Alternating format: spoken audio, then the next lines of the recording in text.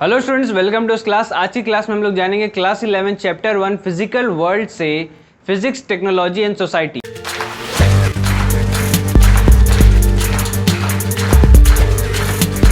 तो आज का टॉपिक क्या है हमारा? Physics, technology and society. तो सबसे पहले इसके नाम से हम लोग शुरुआत करते हैं कि इस नाम से कहने का क्या मतलब है। आप जान रहे हैं फिजिक्स को, आपने इसके पहले के लेक्चर्स में भी जाना, आप बुक पढ़े होंगे तो भी आप जानेंगे कि फिजिक्स क्या कह रही है। फिर उसके बाद फिजिक्स में क्या क्या बताया जा रहा है वो आप एक बार रिवाइज कर लीजिए, रिकॉल कर लीजिए कि फिजिक्स में क्या हो रहा है कि किसी भी प्रिंसिपल या किसी लॉस की बात की जा रही है जो इस टॉपिक से कैसे रिलेटेड है कि किसी लॉज या किसी प्रिंसिपल के थ्रू कोई भी नई टेक्नोलॉजी का क्या हो रहा है, इन्वेंशन हो रहा है या कोई डिस्कवरी हो रही है। तो उससे क्या हो रहा है, जो हमारी सोसाइटी है उसको क्या हो रही है, हेल्प हो रही है। जैसे कोई भी एक नया प्रोडक्ट आपके पास आता है या कोई भी एक नई ऐसी इन्वेंशन होती है जिससे आपको या फिर आपके आसपास रहे लोगों को हेल्प हो, तो वो क्या करती है, हमारे सोसाइटी को हेल्प करती है। कौन? टेक्नोलॉजी। वो कैसे आई? फिजिक्स से आई।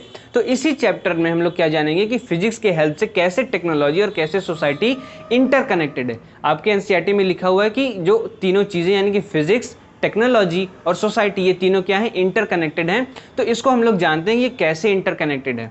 और फिर इसके बाद एक लाइन और आपके एनसीईआरटी में लिखी हुई है कि जो फिजिक्स है, physics give birth to the technology. Physics क्या करती है? एक नई टेक्नोलॉजी को जन्म देती है।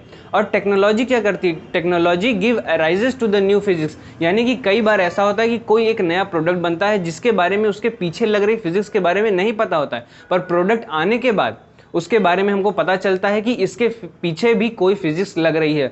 फॉर एग्जांपल जैसे आप ले सकते हैं स्टीम इंजन का। स्टीम इंजन में क्या हो रहा है, जैसे कोई भी उसमें क्या हो रहा है, वाटर वेपर्स को हीट किया जा रहा है जिसकी वजह से प्रेशर बन रहा है और जो हमारा जो ट्रेन है वो क्या कर रही है, मूव कर रही है। तो इसमें इसके पहले इसमें कौन सा लॉज फिजिक्स का लग रहा है? थर्मोडायनेमिक्स। थर्मो का मतलब भी आपको समझ में आ रहा है, थर्मो का मतलब हीट, एंड डायनेमिक्स का क्या मतलब है? एनर्जी। हीट एनर्जी का इसमें काम हो रहा है। एनर्जी क्या हो रही है? एक जगह से दूसरी जगह इसमें ट्रांसफर हो रही है। तो जब इसको इंजन को बनाया गया तो थर्मोडायनेमिक्स के बारे में नहीं पता था, पर जब इसको बनाने के बाद थर्मोडायनेमिक्स के बारे में पता चल गया। यानी कि टेक्नोलॉजी से एक नई फिजिक्स क्या की? अराइज की।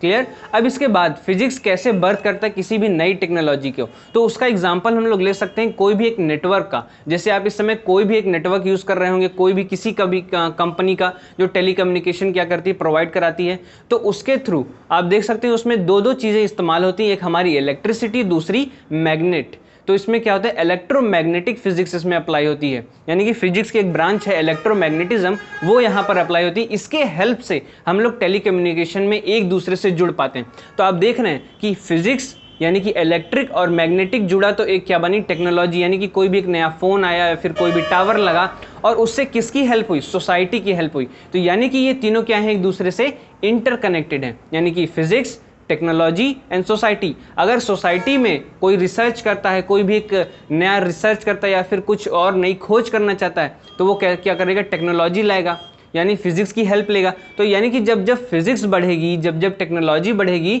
तो क्या होगा? सोसाइटी भी क्या करेगी? बढ़ेगी। वैसे ही ये तीनों चीज़ें इंटरकनेक्टेड हैं। जब जैसे फॉर एग्जांपल आप ले सकते हैं कि जो हमारे जो आसपास की जो नेचुरल रिसोर्सेज हैं वो धीरे धीरे क्या हो रही हैं? कम होती जा रही हैं। जैसे कि कोल हो गया, पेट्रोलियम हो गया, ये सब क्या हो रहे हैं? कम होते जा रहे हैं। एक टाइम आएगा कि कुछ भी नहीं बचेगा। तो इंसानों ने क्या दिमाग लगाया इसमें कि फिजिक्स अप्लाई की, यानी कि जो हमारी जो सन आ रही है उसको यूज़ किया, तो सोलर पैनल्स बनाए। उसमें क्या यूज़ किया? सोलर सेल्स का यूज़ किया। तो क्या हुआ? वहाँ पे किया गया, उससे एनर्जी बनी और आज डेली यूजेस में काम आ रहा है। वैसे ही कई और भी एनर्जीज हैं, जैसे आप जान रहे हो कि विंड एनर्जी, जो विंड मिल्स होती हैं वहाँ पर पंखे चलते रहते हैं और वहाँ से भी एनर्जी प्रोड्यूस होती है। तो ये सब एनर्जीज कैसे कैसे कनेक्टेड हुई? पहले किसी ने रिसर्च किया तो वो क्या किया? फिजिक्स उस पर अप्लाई किया कि उसमें कौन कौन सी फिजिक्स लग रही है, उसमें बायोन्सी अप्लाई हो रही है कि उसमें ग्रेविटी लग रही है। इन सारी चीज़ों का, यानी कि जो फिजिक्स के बेसिक लॉज हैं, प्रिंसिपल्स हैं, उनके मदद से क्या बनी? टेक्नोलॉजी बनी, और जो आज के सोसाइटी में क्या कर रही है? सबको हेल्प कर रही है। आज का टॉपिक यहीं पर खत्म होता है। तो अगला टॉपिक हमारा रहेगा फंडामेंटल फोर्सेस इन नेचर। अगर इस वीडियो का आपका कोई भी पार्ट आपको पसंद आया तो इस वीडियो को लाइक करिएगा। Thank you.